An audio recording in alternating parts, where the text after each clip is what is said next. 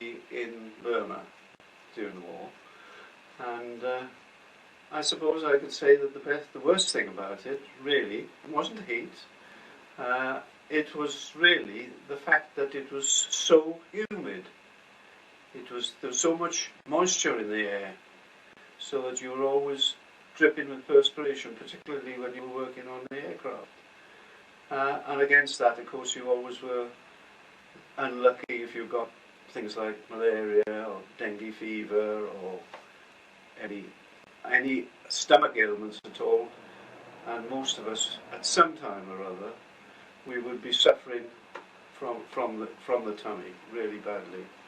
And I suppose a lot of us ended up in hospital as a result. And I ended up in hospital from the first lot of malaria when we were in the Imphal Valley, and it obviously wasn't properly cured, because 6 weeks later I was back in hospital in Imphal with malaria again. And the only good thing about that was it was a better hospital, better quality of nursing, and the Viceroy of India paid us a visit. Wavell. All right. He became Viceroy of India, and he came round the beds, you know, and you had to sort of lie and answer his questions as best you could. I suppose that when that happened, the squadron moved. Every time I was in hospital, the squadron moved. So I had a job to find out where they'd gone, and I have to follow on behind them and hope that somebody had remembered to take my kit bag with them and found me a bed space. But usually they came up trumps, you know. There was always a bed space for me. And after that, the MO thought probably that I'd had a bit of a pasting. So he sent me on hill leave up to Shillong, up in the hills. And the great thing about that, you didn't have to have a mosquito net. It was so cool at night, you didn't get trouble with the mosquitoes at all. Whereas otherwise you always slept under a mosquito net. Didn't do a lot of good sometimes, the mosquitoes got in there with you, but you know, it was that was okay. And I suppose we were lucky really as a squadron, because we were, apart from that time when we were in Imphal, when the road was cut and we were actually, I suppose, in siege, and the siege conditions were such that the rations were cut.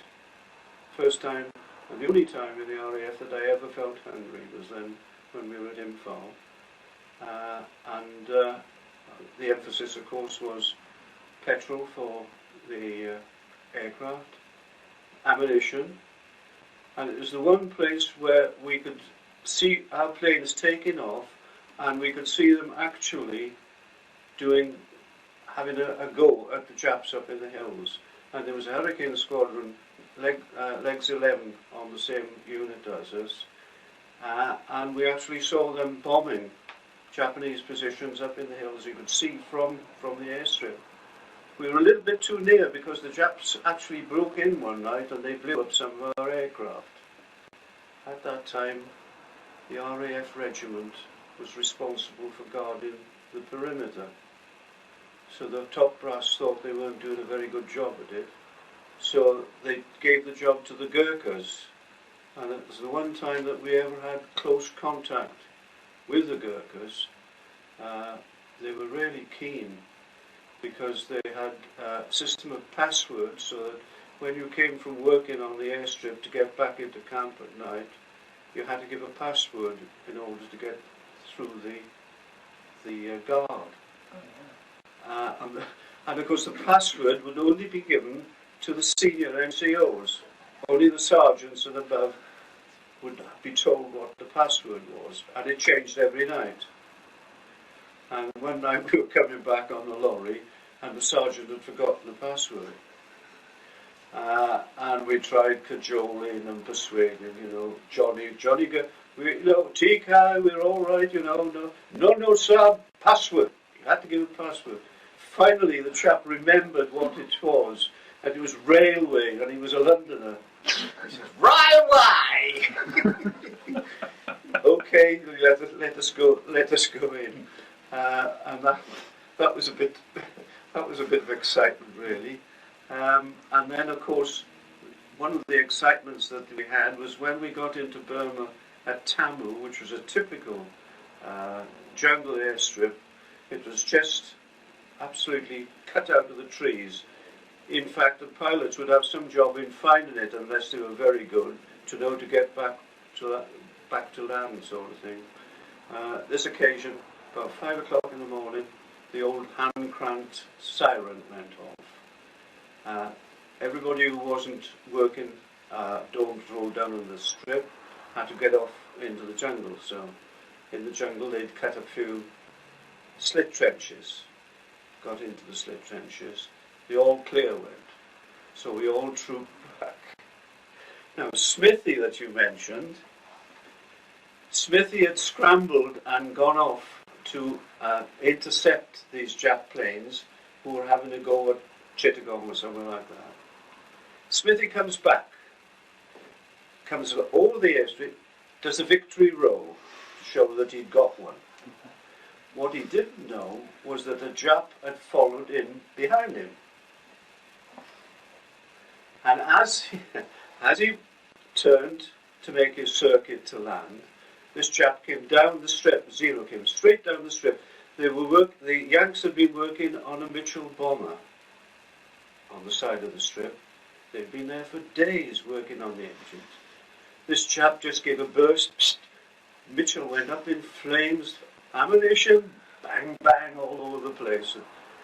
And I thought to myself, well, Smithy's got one.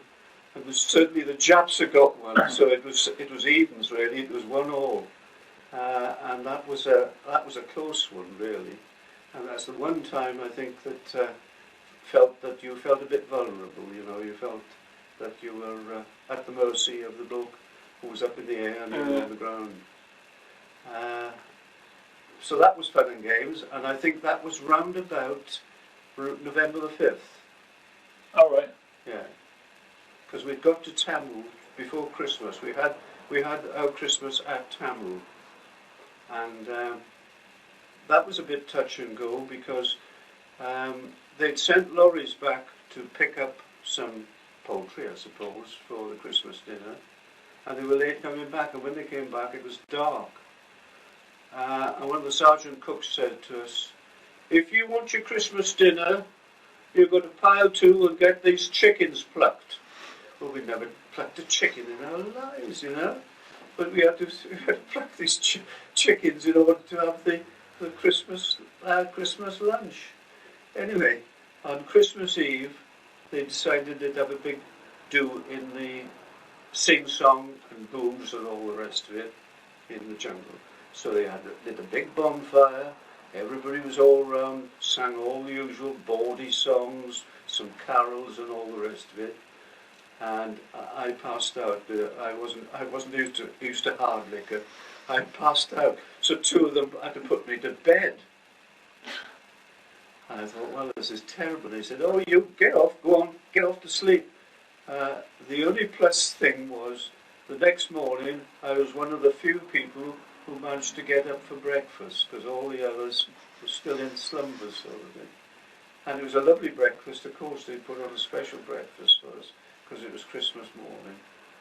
So we had a good lot of food for that occasion.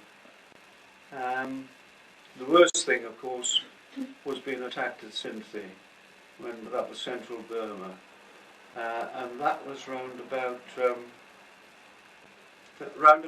February 1945. It would be round about St. Valentine's Day, I suppose, about the 14th of February, round about 14th of February. And at that time, although there were no lights on camp except hurricane lamps, we had because we were all in tents, you see. It was a tented camp. And I don't know how it came about, but I was on guard. I always used to complain that I always seemed to be on guard duty compared to the other people. I always used to think that somebody had a down on me, sticking me on guard. But on this occasion, I was on guard, and it was only half a mile away down where the planes were on the airstrip, dispersed around the strip. And about 1 o'clock in the morning it must have been, a Jap going home, saw the lights of the camp, and dropped anti-personnel bombs on the camp. It caused terrible casualties, really. And in my tent, we were 6 men in a tent then. The chap who was in the next bed to me was killed outright. All the others were wounded and ended up in Chittagong in hospital. And when I got back to the tent next morning, it was in shreds, the canvas in shredded. And I was the only one there, and I had been on guard duty. So I had felt, there was something strange about that I was complaining about guard duty. Exactly. And if I hadn't been on guard duty, I might not be telling you the tale. Yeah. Only Node, it was, who died that night, along with, must have been 5 or 6 others were killed, and I should think about 20 ended up in hospital with wounds, with shrapnel in their back and all the rest of it. And then eventually they were patched up and came back to the squadron. When the war ended, we were at we'd been down as far south as Magway on the River Irrawaddy. When the war ended, I think we were at Camilla. No, not Camilla. No, where am I thinking of? Central Burma. Oh, forgotten. But when the war finished, we were there. And the war finished. This is the European War I'm talking about now. Yep. The European War finished May, didn't it? In May 1945? No. Yeah. 45? Yeah. Yeah. Yes, 1945. And the war finished in Europe, I think, round about 9th or 10th of May. 10th of May was my birthday, 21st birthday. And some of the blokes persuaded me that we would go into Mandalay, take a ride into Mandalay. So one of the lorry drivers obliged, and we went into Mandalay, which had been knocked about a bit. And I always remember in Mandalay we went round, there were no real shops as we know them in this country. But there was a shop which had a wind-up gramophone and a pile of old records.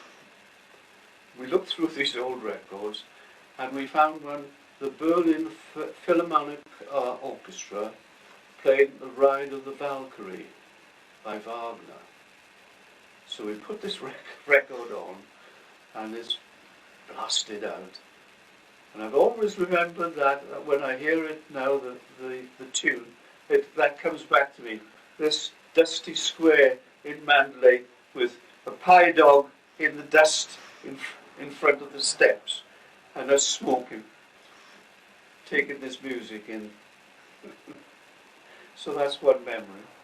And then of course when the war in the Far East finished, we were at not Camilla, where was it? Can't think of the name. Anyway, we were there when it was all over. So we got down to Rangoon eventually, and that was the big gamble that Slim was on, was getting the 14th Army down to Mandalay, down to Rangoon before the monsoon broke. Because if the monsoon weather had happened, it would probably have hampered the advance, I should imagine. So we got to Rangoon, got into barracks there, Rawlinson Barracks. The first time we'd had a roof over our head for over a year, because we'd all been in tents.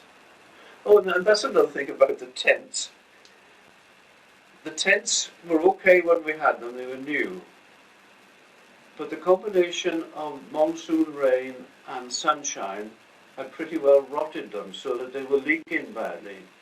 So when we got to a place called Magway, they issued us with two-man tents.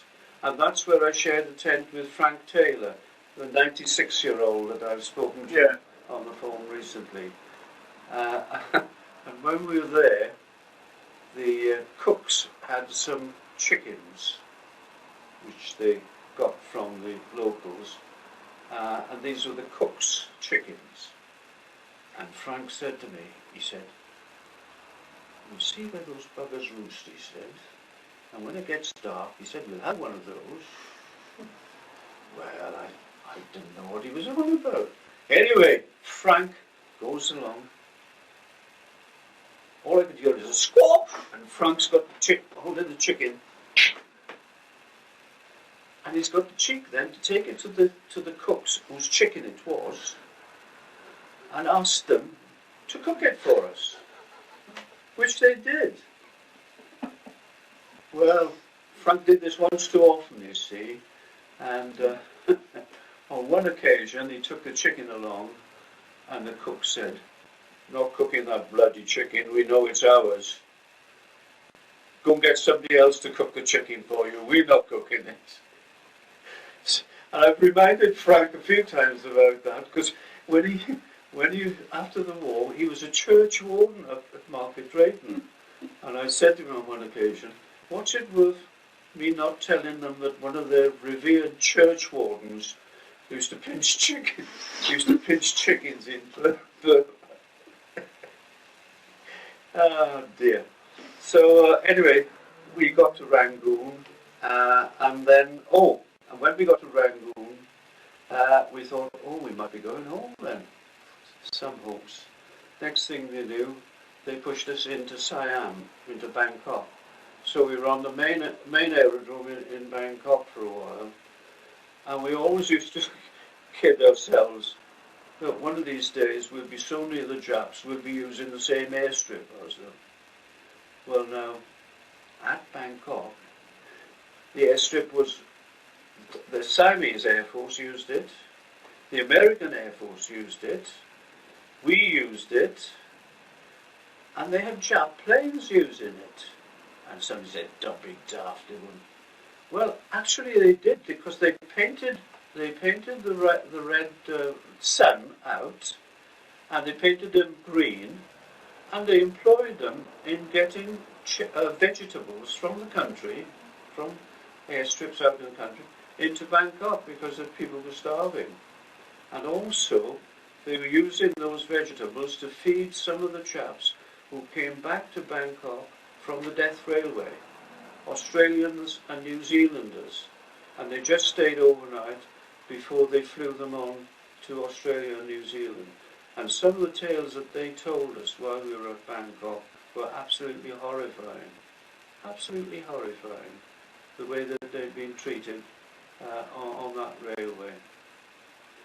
Anyway, after Bangkok, we went then into French Indochina, into Saigon, and we were at Saigon for Christmas 1945. And it was the first time we'd seen European people from all the time that we'd been out there, really. Of course, the boys got interested in the girls there. But there was a strict chaperone system, you see. One of our pals wanted to take this girl to the cinema. French films, take this girl to the cinema. And he said, "The trouble is," he said, "a bloody mother got to come as well." And I thought of that song, that song was, "And the mother came too." So, you know, they had a strict chaperone system there. Anyway, the time came for us to leave Saigon, and they flew us back to Rangoon, and we thought, now we're going home. Instead of which, they put us on a boat. We went down to Singapore. We changed boats in Singapore. We got on an American Victory ship, the Tejas Victory, an all-welded ship, no, not riveted, and we sailed up to Japan. calling at Hong Kong on the way. And we landed in Japan round about March, April 1946. The Army of Occupation.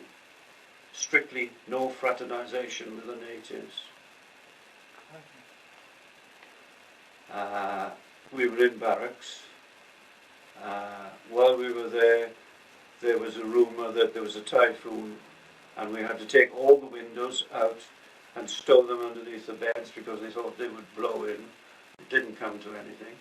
And I was there in Japan, and I was made up to corporal there in Japan until I came home from Japan in October 1946.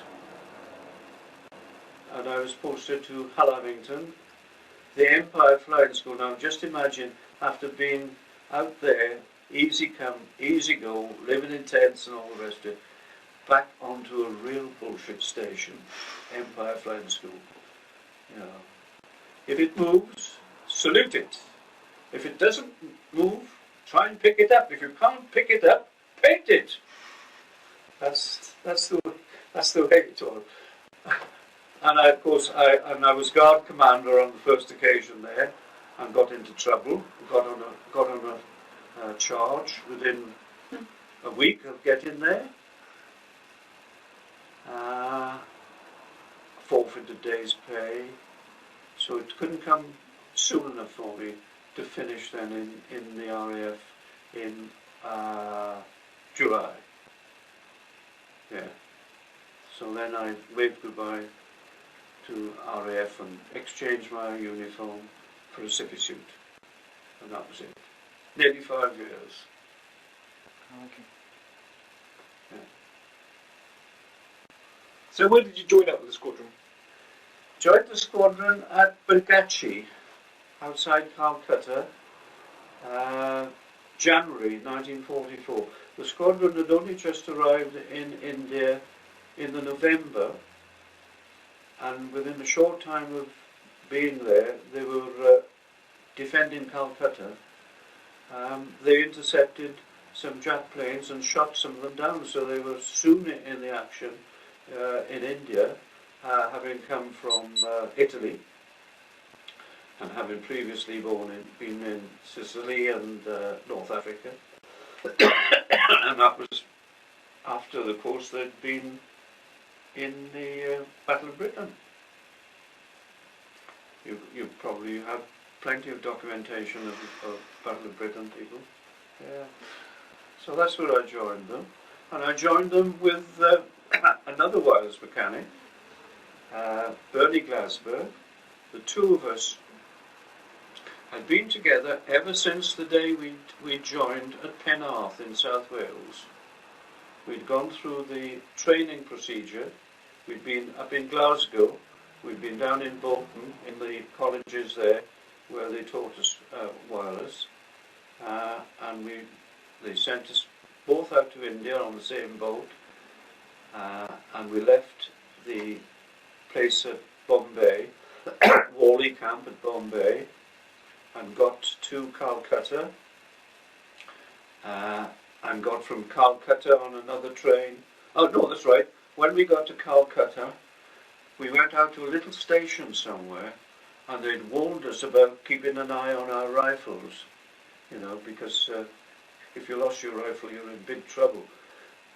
And we waited there, and the station master rang somebody or other, and a lorry came and picked us up and took us to the camp where we joined 152.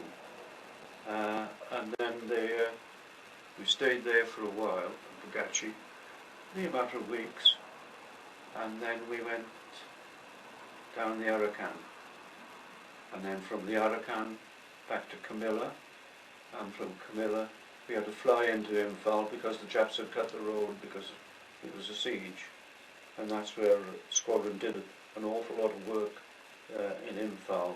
It was continuous from dawn to dusk, and the monsoon was on as well, so it was poor flying weather for them, but they flew, and they managed to do their bit, as it were. But the pilots, you know, They really worked hard there. But there we are. Another day, another story.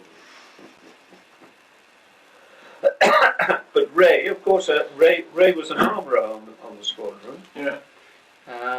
And he was made up to sergeant, I think. He was corporal when I joined the squadron. He was made up to sergeant. He went down with malaria as well. And whereas when I went with malaria, they sent me up the hills. With Ray, they sent him further into India somewhere. Yeah. He was away about 3 weeks, Yeah. I think. Something like that. Travelling was so awkward, you see, because you went to the station, there was a RTO, or Railway Transport Officer, in charge at all the main railway stations. You reported to him, and then he sorted out which train you went on and all the rest of it. But invariably you ended up in a transit camp, and those transit camps were terrible. They were lousy places. Awful they were, really. The food was terrible, the accommodation was terrible, and we were always glad to see the back of a transit camp. It was far better to be travelling rather than to be in the transit camp. And of course, if you travelled from Burma back into India, it was quite a complicated business, because you went by road part of the way, you went on the river, the Brahmaputra. When you got off the river, you got on a train. So you did all forms of transport to get to your destination, because of the way in which the communications were laid out there. See, when I went to Calcutta on leave from Sindhi, after the bombing of Sindhi, I said, how do I get there? Oh, they said, try your luck down at the airstrip. So I went down on the airstrip, and a Dakota came in, American Air Force Dakota, and the crew tossed out some rolls of Somerville tracking. That's that tracking that they lay out on paddy fields so that the planes can land and take off. And he was chewing a cigar when I went up to him, and I said, any chance of a lift? He said, sure. I said, where are you going? Chittagong, he said. So I said, oh, that'll help. Climb aboard, he said. So I just got on, and I was the only bloke in the back. The rest was all crew in the front. Landed at Chittagong, then went to the station and reported to the RTO. Got a train so far to Dimapur, then got on the river boat, then go down the river so far, get off, get on another train, and get into Calcutta. And I was in Calcutta about 2 days before my friend that you saw that photograph. He came up from Madras where he was to be rescued, and I was there at the station to meet him, at Howrah station to meet him, with a rickshaw ready. So we had a leave together, and it was St. David's Day while we were there in Calcutta. So we celebrated St. David's Day, being both Welshmen. And Bob Jones, the chappie who's just died, he was also on leave in Calcutta. And we met him at the St. David's Day, because he's another Welshman. So it was a very nice St. David's Day dinner that we had together in Calcutta.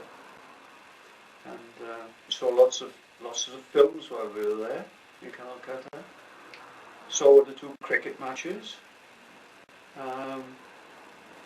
Didn't do much shopping, didn't have much money for that. But no, we enjoyed ourselves. And then it was time to go back to the squadron.